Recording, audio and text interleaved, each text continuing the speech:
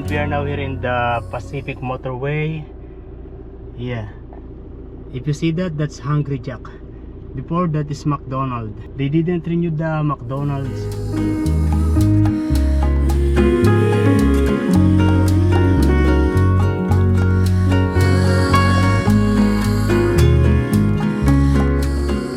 We're going inside to pay. It's number 1, so it's good the guy next to me is able to clean the window while waiting for me. And we are now here in Wallsend. This is part of Newcastle. There is a Filipino Asian store here. I'm going to have a look. Maybe I will like something to buy. And there is also this Asian grocery kay Raleigh, so Indian. So there is everything here in Wallsend. And in here there is a Middle Eastern grocery. This Asian grocery is mostly Filipino. I am getting one of each. One of this beef tapa. One of this I don't know, I don't like chicken. Yeah, chicken is okay. No? Oh, longanisa. Yo, good afternoon guys. Already, yeah, almost 3 o'clock. And I'm preparing my meal. Today I work from 6 o'clock and finished 2 o'clock. And it was very busy at work. We did 214 today. Yeah, 214. That's really a lot. But also the lunch is busy. So, yeah. So we did 214 for the breakfast. It's buffet. And then the lunch, very busy. Maybe 70 or more. Because all those people are in the swimming pool. Yeah, all of them, they order pizza, salad, burger, chips, fries. Really tiring. But still I was able to get home. Yeah, to leave the workplace at 2 o'clock. Maybe 2:15. And when I get inside the van, it's very hot inside the van. Yeah, and I'm preparing my meal. It is going to be this one. Bitter gourd. And 2 days ago, I went to the wedding of Earl and Ariana. Yeah, it's an intimate wedding, so not so much people like a wedding in the Philippines. And Inigo is here. I do.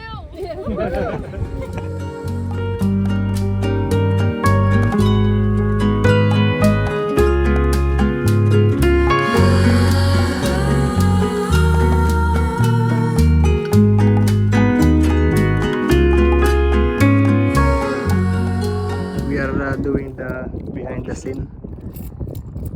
And look at this. This looks slide. Quarry too. Before, I guess.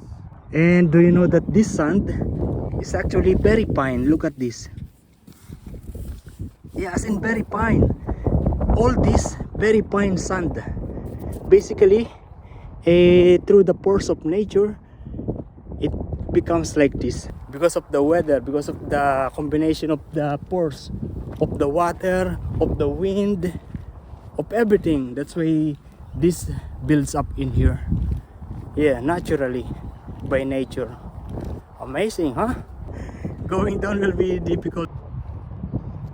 Yeah, we're coming from there and we are now here.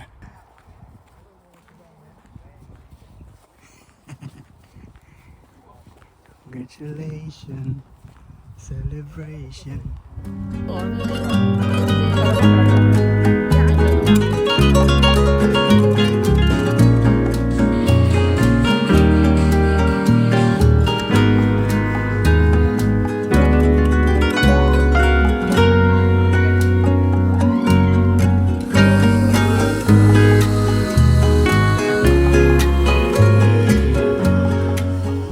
And then yesterday we went for a kind of hiking, a little hiking in Glen Rock Reserve. Yeah, together with Inigo and yeah, the newlywed Ariana and Earl. The newlywed! The newlywed! Asan ang sing-sing? Wala.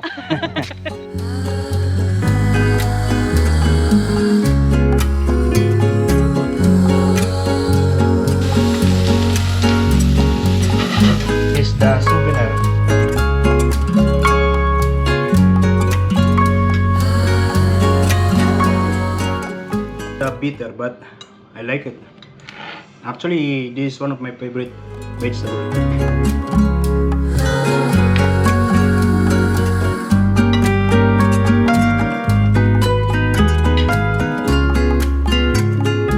I'm very hungry. I'm going to eat it all.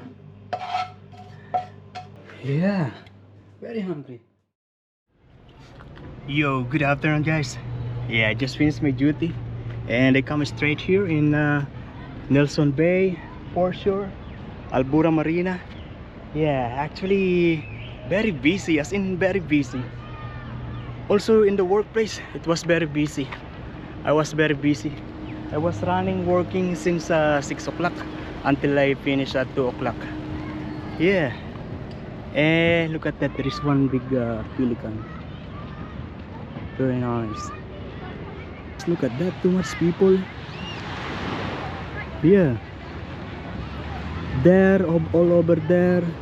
And there is also like a water parks, playground. Yeah, and lots of people here. And even here, a lot of people.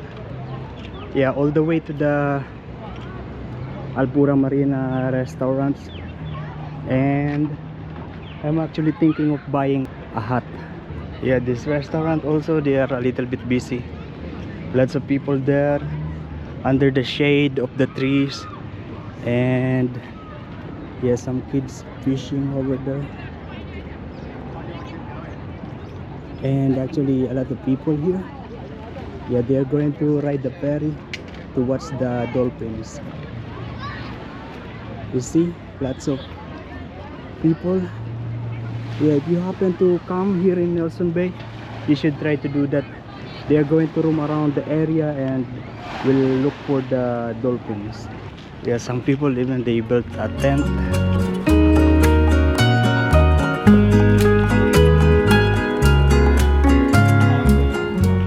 Yeah, I've shown to you last maybe 2 weeks ago. Yeah, this is the new restaurant, and yeah, the new name is Magnolia. Coming from the beach area, and this is how it is here in the town center. It feels like summer already, but it's still spring. And this is actually the very first time that I see this that is open. Yeah, very nice. Look at this one. This one is $48. Yeah, but good, nice. It's nice. 48, expensive for me. And there is a billabong here. This one is just 39. Yeah, this also 39. Actually, this one 25. But looks like it is easy to break. There is also this kind, but I don't like the materials. This Corona. So this for drinker. I'm not a drinker. And it's just 25. Yeah, I kind of like it. But this is the $48. Yeah. And the mirror is nice because I look nice in the mirror. Very nice. It was an easy decision. I did not have a hard time to decide because yeah, this hut is nice. You know, when people see me having a GoPro or having a camera, they are thinking that I am a tourist. Yeah, they don't know that I am actually the supervisor of Nelson Bay. Yeah, I end up getting one of these from those. This is what I got. This is just $7.50. Yeah, I'm going to eat it somewhere. Just somewhere, I don't know exactly. I don't know which cuisine they have. Maybe regular Australian, modern Australian.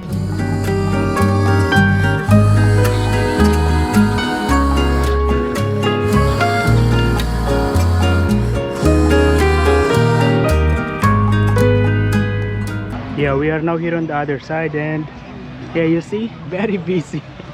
Yeah, because today is a long weekend. That's why a lot of people here today. Today is Sunday and tomorrow is still a holiday. Yeah, they made a wider walkway, but yeah, it's still passable on the other side, and car park on this side. Yeah, that's the snorkeling area. It's a sanctuary zone actually. Yeah, people are not allowed to fish down there.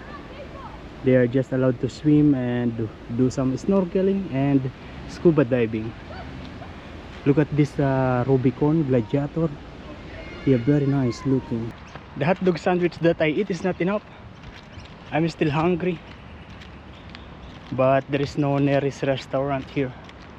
You know, the only thing that's not good when it is busy here is that, yeah, the garbage bin, it's easily gets full. Yeah, because the council, they're going to collect that tomorrow morning.